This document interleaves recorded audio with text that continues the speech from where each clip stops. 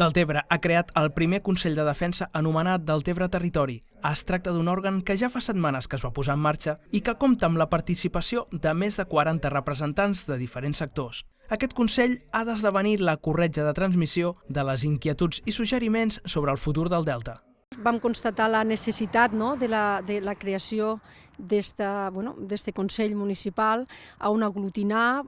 tots aquests actors, regants, gent de tots els sectors primaris, gent molt coneixedora de la problemàtica de la regressió que tenim al nostre delta, este delta fràgil, en perill d'extinció, i com a la nostra responsabilitat pensem que hem d'anar tots junts,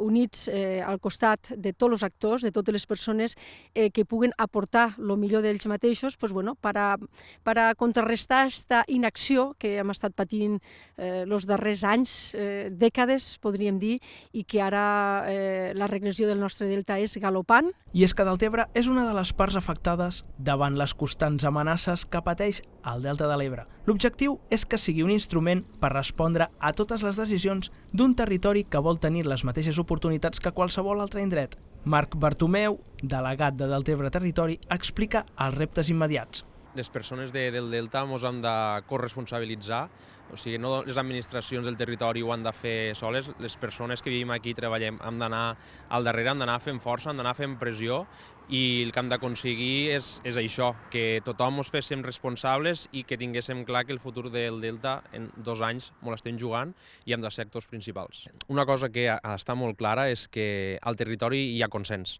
o sigui, les mesures que s'han de prendre existeixen, a altres països s'utilitzen, estan demostrades científicament, hi ha un treball de taula de consens detrás que ho apoya, i llavors el que hem de fer la societat és fer força i que aquestes solucions s'acaben aplicant i no que que les administracions vagin passar-se les pilotes d'uns als altres no s'acaben realitzant. A banda, des de fa uns dies, l'Ajuntament de Deltebre també ha creat el Consell de la Gent Gran, format per 23 persones que representen diferents entitats vinculades amb aquest col·lectiu, seguint amb el foment de la participació ciutadana com el Consell de Riumar, el Consell Municipal de les Dones i el Consell Municipal d'Esports. En les pròximes setmanes també es constituirà el Consell del Sector Primari.